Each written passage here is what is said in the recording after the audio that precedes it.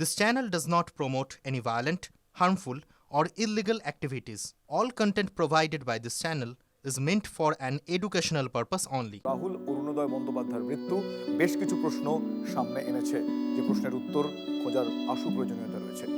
এই মৃত্যু, এই দুর্ঘটনার ফুটেজ পুলিশের হাতে ইতিমধ্যেই এসে পৌঁছেছে। রাহুল জলে ভাসছিলেন, ফুটেজে পরিষ্কার দেখতে পাওয়া গিয়েছে, এমনটা পুলিশ সুপার জানিয়েছেন। পুলিশ সূত্রে এমনটা খবর পাওয়া যাচ্ছে যে সিরিয়ালের নাচের ভিডিওর শুট চলছিল। আচমকায় দুজন একটি গর্তে পড়ে যান, সে তাকে উদ্ধার করা গেলেও রাহুল তলিয়ে যান। তালসারি ও দীঘা পুলিশের যৌথ তদন্তে চাঞ্চল্যকর তথ্য সামনে আসছে। অস্বাভাবিক মৃত্যুর মামলা রুজু করে তদন্তে নেমেছে পুলিশ। আমরা প্রাইমারি এনকোয়ারি, ওখানে যারা যারা প্রত্যক্ষদর্শী ছিল তাদের স্টেটমেন্টও আমরা রেকর্ড করছি। যদি তদন্ত প্রয়োজন হয় এবং অভিযোগ পাওয়া যায় এবং পোস্টমর্টেম রিপোর্টের বেসিসে যা যা করণীয় অফিসিয়াল ফর্মালিটিস যে আছে।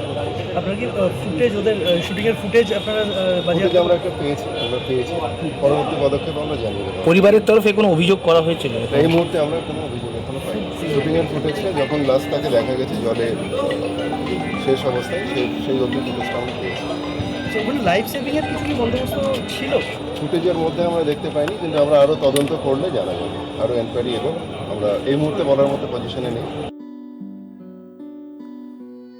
এই মুহূর্তে আমার সহকর্মী কনিষ্ক মাইতি রয়েছেন। কনিষ্ক, আমি জানতে চাইবো যে এখনো পর্যন্ত এই ঘটনা অনেকগুলো প্রশ্ন সামনে এনেছে। 9:30 নাগাদ পোস্টমর্টেম শুরু হওয়ার কথা ছিল, তার আপডেট কি আছে এখনো পর্যন্ত? পুলিশ সূত্র কি বলছে? এক, পারমিশন কি আদৌ ছিল? আর দুই, ঘটনাটা ঘটলো কিভাবে?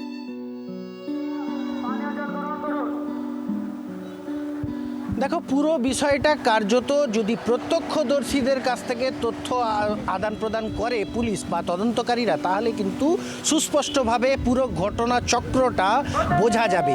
এবং তার পাশাপাশি বেশ কিছু প্রশ্ন, তুমি যেমনটা বললে, গতকাল থেকে এই ধরনের প্রশ্নগুলোই কিন্তু ইতিমধ্যেই উঠতে শুরু করেছে।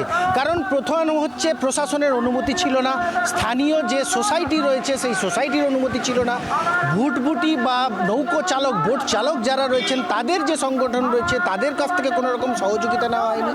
তাহলে এই ধরনের একটা বিপজ্জনক জায়গায় শুটিং করতে চলে গেলেন এত বড় জনপ্রিয় সিরিয়াল বা তাদের আর্টিস্টরা, ফলে সেখানে পর্যাপ্ত কেন ব্যবস্থা নেওয়া হলো না, নিরাপত্তার বিষয়টা, সেই একাধিক প্রশ্ন কিন্তু ইতিমধ্যেই উঠছে।